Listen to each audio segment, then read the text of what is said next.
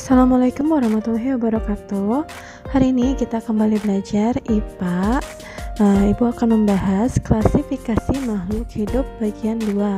Setelah kemarin Ibu sudah memberikan materi yaitu klasifikasi makhluk hidup bagian 1, di mana kita sudah membahas tentang takson dan juga kriteria dalam mengklasifikasikan makhluk hidup.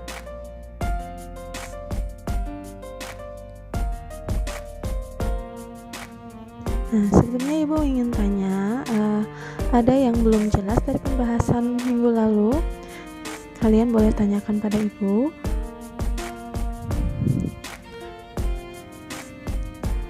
Pengklasifikasian sendiri itu sangat penting karena menyangkut dalam pengelompokan makhluk hidup.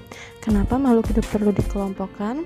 Agar kita bisa mengenal dan juga bisa membandingkan mana yang memiliki persamaan dan mana yang memiliki perbedaan. Selain itu, minggu kemarin kita juga sudah membahas tentang tingkatan takson dalam pengelompokan makhluk hidup. Nah, hari ini Ibu akan membahas tentang pengklasifikasian makhluk hidup yang lebih spesifik lagi. Nah, kemudian pengklasifikasian makhluk hidup ini ada dua tokoh yang melakukannya, yaitu Carlus dan juga Whittaker. Carlus ini membagi makhluk hidup menjadi 6 kingdom, sementara Whittaker itu menjadi 5 kingdom. Baik Carlus ataupun Whittaker itu yang berbeda ada di kingdom Monera. Nah, Carlus ini dia membagi menjadi Archaebacteria dan juga Eubacteria. Nah, selanjutnya dalam pengklasifikasian tumbuhan itu dibedakan menjadi organ perkembangbiakannya, yaitu ada bunga dan spora, hibiscus, perdu, pohon dan semak, bentuk dan ukuran daun yaitu menyirip, menjari ataupun sejajar, dan cara berkembang biaknya yaitu vegetatif maupun generatif.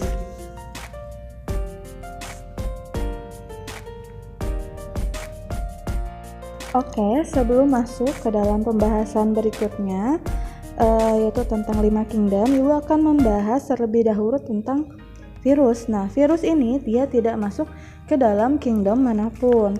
Virus memiliki ciri-ciri yaitu berukuran yang sangat kecil dan juga dia dikategorikan ke dalam makhluk hidup apabila dia menempel pada inang ataupun makhluk hidup lainnya.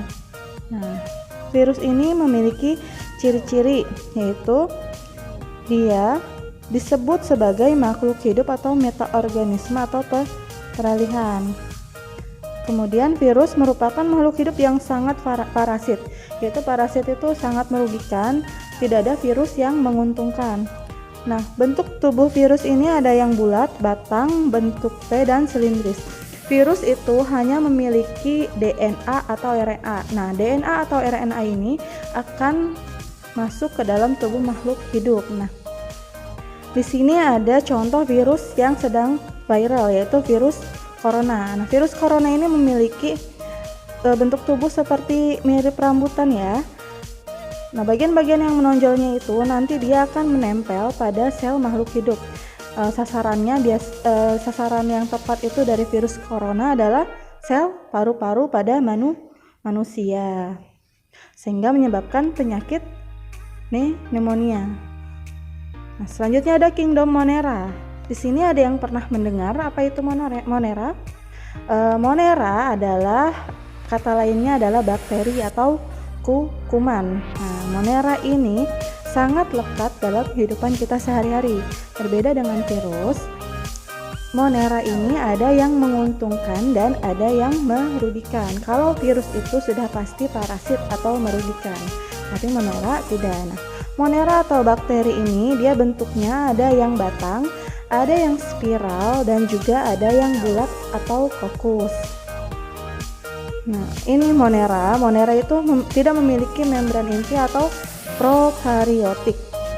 Kemudian dia uniseluler atau selnya hanya satu, mikroskopis atau sangat kecil, ada yang soliter atau hidup sendiri, dan juga berkoloni atau berkelompok membentuk rantai. Nah, kemudian ada kingdom Protista. Kingdom Protista ini dia adalah makhluk hidup yang bisa menyerupai tumbuhan ataupun hewan. Protista yang menyerupai hewan itu disebut protozoa, dan yang menyerupai tumbuhan disebut ganggang atau alga.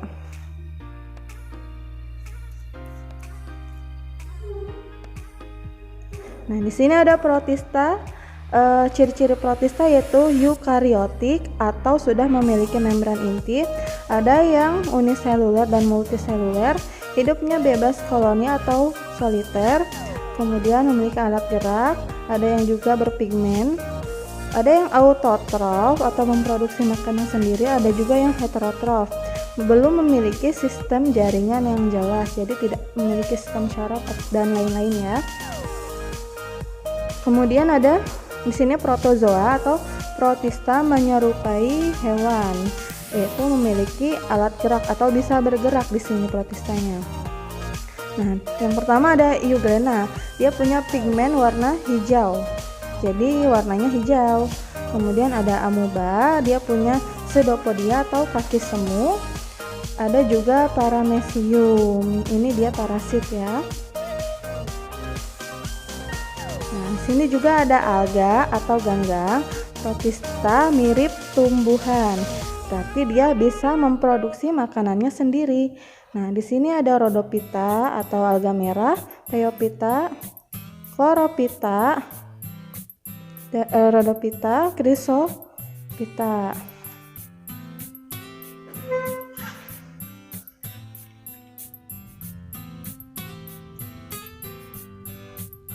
Selanjutnya ada kingdom fungi atau jamur. Nah, fungi atau jamur ini biasa kita temui dalam kehidupan sehari-hari. Misalnya yang suka kalian makan itu ada jamur merang, jamur shiitake, dan lain-lain. Kemudian ada juga jamur yang beracun dan juga jamur yang mikroskopis atau ukurannya kecil. Contohnya ada jamur roti, jamur tempe. Nah, fungi atau jamur punya ciri-ciri yaitu tidak memiliki klorofil dan bersifat heterotrof, tidak bisa menghasilkan makanannya sendiri. Kemudian hidupnya saprofit, parasit, dan simbiosis, memiliki eukarion atau terdapat membran inti, selnya tunggal atau ada yang banyak sel juga, berkembang biak vegetatif dan generatif, tumbuh pada lingkungan yang memiliki zat asam, dan memiliki dinding sel yang tersusun atas kitin. Nah, ini ada contoh-contoh dari fungi. Dia kelasnya ada Basidiomycota, Ascomycota, Chytridiomycota, dan Deuteromycota. Nah, jamur yang suka kita lihat dalam kehidupan sehari-hari itu adalah atau yang bisa dimakan adalah Basidiomycota.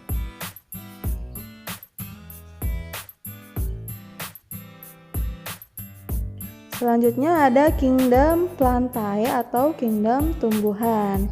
Nah, kingdom Plantae atau tumbuhan ini dia memiliki sifat autotrof atau mampu menghasilkan makanannya sendiri melalui proses fotosintesis. Fotosintesis akan dijelaskan lebih lanjut di materi berikutnya ya.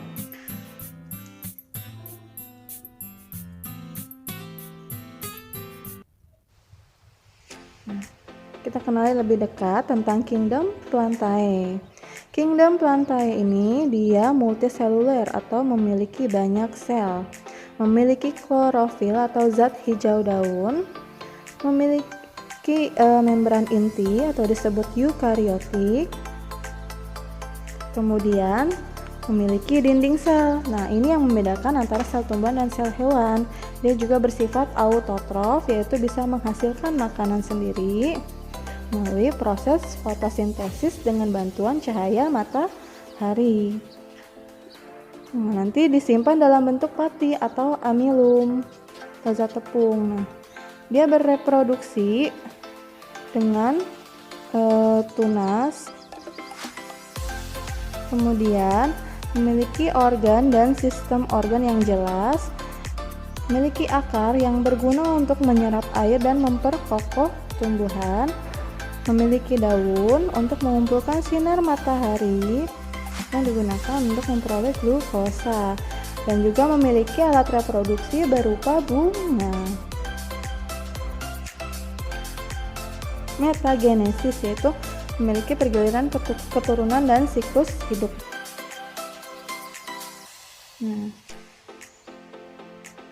Filumnya ada Pteridophyta, yaitu tumbuhan paku. Dia memiliki bereproduksi dengan menggunakan spora. Kemudian ada Bryophyta atau lumut, sama reproduksinya menggunakan spora. Dan ada Spermatophyta. Spermatophyta ini banyak sekali. Contohnya ada tumbuhan berbiji terbuka atau Gymnospermae. Misalnya ada melinjo dan lain-lain. Kemudian ada Angiospermae, yaitu berbiji tertutup. Di sini dia alat reproduksinya dengan bunga. Contohnya ada pohon mangga, ada pohon jambu dan lain-lain.